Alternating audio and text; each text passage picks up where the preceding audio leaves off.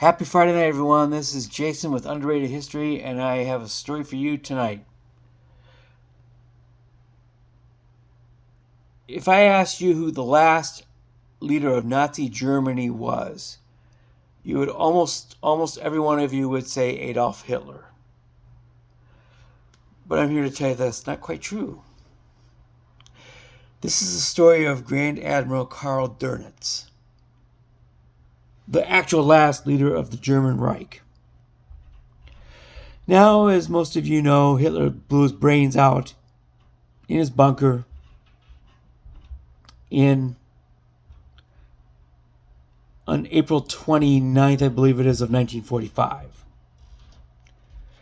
He committed suicide, and so everybody thought that the Third Reich ended right there.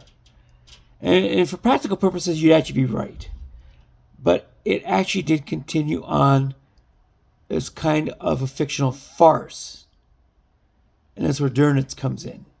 Now, Hitler, before he did off himself off the planet, did leave in his final will and testament provisions for the continued governance of the Third Reich. And he named a series of individuals to positions in the government to carry forth.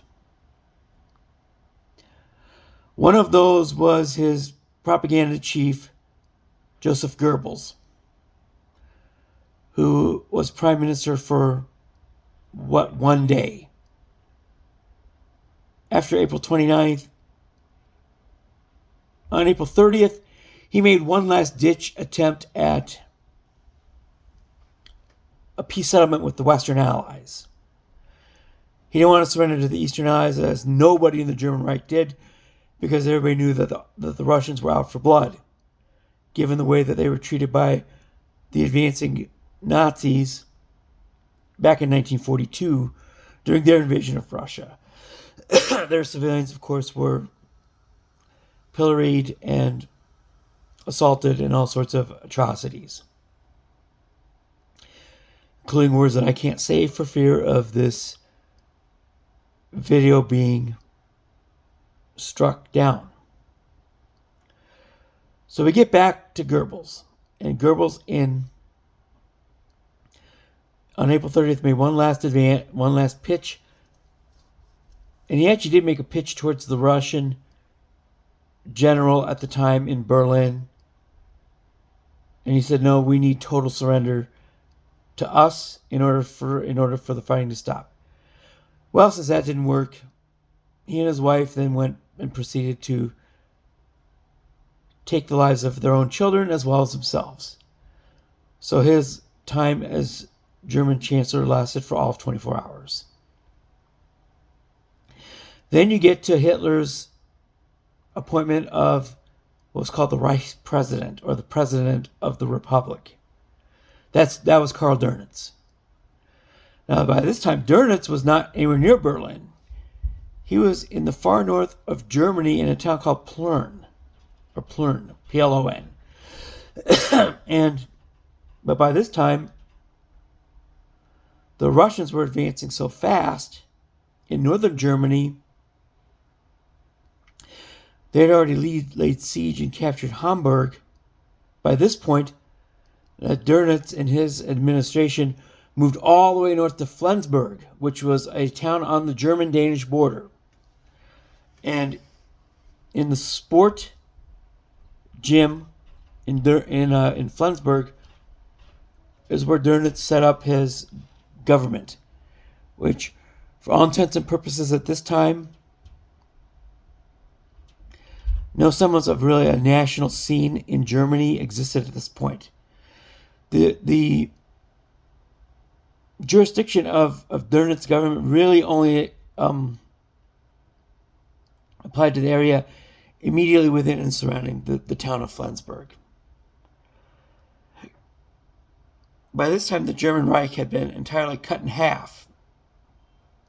So it did have nominal influence over the Czech lands, the Sudetenland, and Austria, as those were still controlled by the German military. However, as you can probably figure, communication between those two sides was difficult at best. Donitz, for all intents and purposes, was the last leader of the German Third Reich. But his capabilities and abilities to govern were limited at best. And it was basically a political farce at this point. The Allies didn't agree what to do with him. The Russians just wanted it to be over with, and they just wanted them captured and taken into custody. But Winston Churchill, ever the pragmatist,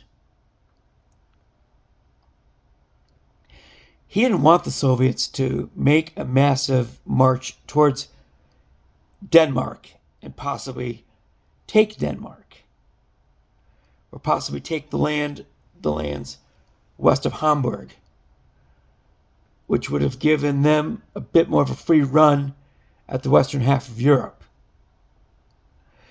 So Churchill decided to allow this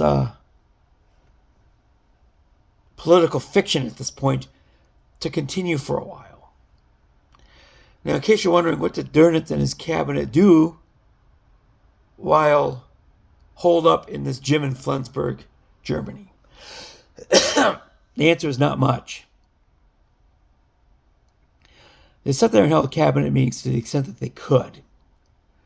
But they made decisions on things like what kind of symbols would be allowed to continue in a future German government. What kind of uniforms would continue with the Navy and Army, should they survive. The reason why Donitz was picked by Hitler to be the future leader or president was twofold. A, Donitz wasn't really in Hitler's inner circle, by this point, outside of Martin Bormann and Goebbels, he didn't trust any of them. Because Goering, of course, made his move towards being appointed the leader of the Reich, or the Führer, and Bormann portrayed it as treason. And Heinrich Himmler was trying to make secret deals with the British. This infuriated Hitler too, so they were out of the question. They were ejected from the new party entirely. Now, so Donitz was appointed as Reich president. And also the second part of this appointment was because Donitz was the commander of the Navy from 1942 forward. And the U-boat campaign that he conducted in the North Sea was actually highly successful, which is, a lot of British and French boats were sunk by these U-boats during this campaign from 1933 and through most of 1944. So Donitz was seen by Hitler as quite capable, and actually he was. And he was not part of the inner circle. He was not anybody who was a traitor towards him and was not going to, like Himmler, go against everything that he stood for. And he wound up not doing that. Now, if you're looking at Hitler's inner circle, and who else made it to Flensburg and was part of the Donitz government, it's one man. And that was the former Minister of Armaments, Albert Speer, who then took on the similar position within the Donitz government.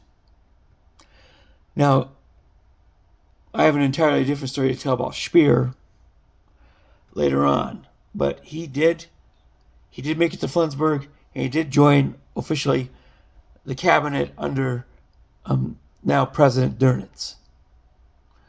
Now, later on in 1945, towards the very end of May of 1945, this sham of a government continued on for about a month. And then finally, after Churchill got basically his assurances that the Russians were not going to advance on Denmark, were not going to attempt to take the western half of Europe, which is what they agreed to at the Potsdam Conference earlier in 1945, that how they agreed the partition of Germany would work after the war was going to stand, Churchill called off the dogs and basically said, go in and arrest these guys. And so they did in early June of 1945. And on that day, after the British actually went in and arrested these men, and with that arrest and with that escort out of the gym in Flensburg came the official end of Nazi Germany. And the last leader went with him. And that included General Alfred Jodl, who was also part of the government there. These three men were all tried later on at the famous trials at Nuremberg.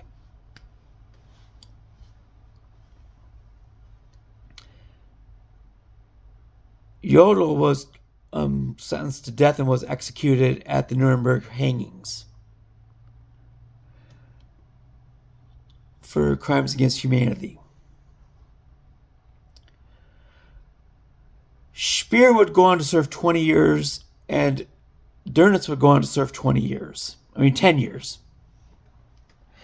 Those two men would serve at the same place, which is called Spandau Prison, which is in the Spandau district of Berlin, originally built by the Nazis to hold international prisoners of war, and would go on to serve the same function post-war by the Allies. The story of the men in that prison could be an entirely different episode and probably will be. But both men would go on to be released and would go on to have books and speeches that they would make later on post-release.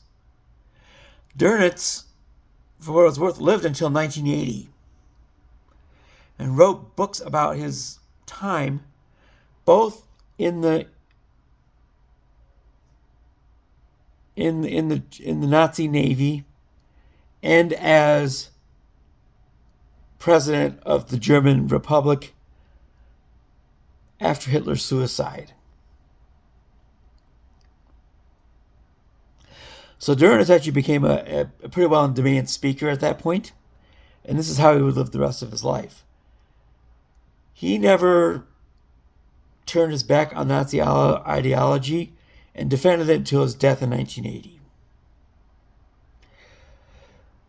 And therefore, from Hitler's standpoint, he actually picked correctly. The other thing that Donitz did inside of his role as the president of Germany was created a campaign on the Eastern Front to continue to fight and hold off the Nazis as long as possible, to allow as many civilians and primarily military Wehrmacht army people to flee westward towards the Western Allies, to avoid capture by the Eastern Soviets for reasons I explained at the top of this video, because they were not going to give them any safe quarter. Whereas the Western Allies, at least with them, they were going to have a reasonable chance at a reasonably good outcome, which also happened for Grand Admiral Donitz himself. So he did have that operation going for him. It was one of the few things that he was able to accomplish, was to get as much of his military to surrender to the Western Allies as possible. By most estimates, he succeeded in getting about 200,000 to surrender to the West, and probably about maybe a little under 100,000 civilians to be able to flee to the West, and likewise be captured by the Western Allies. Because if any of these people were captured by the Eastern Allies, well, it's not even the Eastern Allies, it's just the Soviet Union, and execution was likely in their future. So that was his biggest accomplishment as Vice President.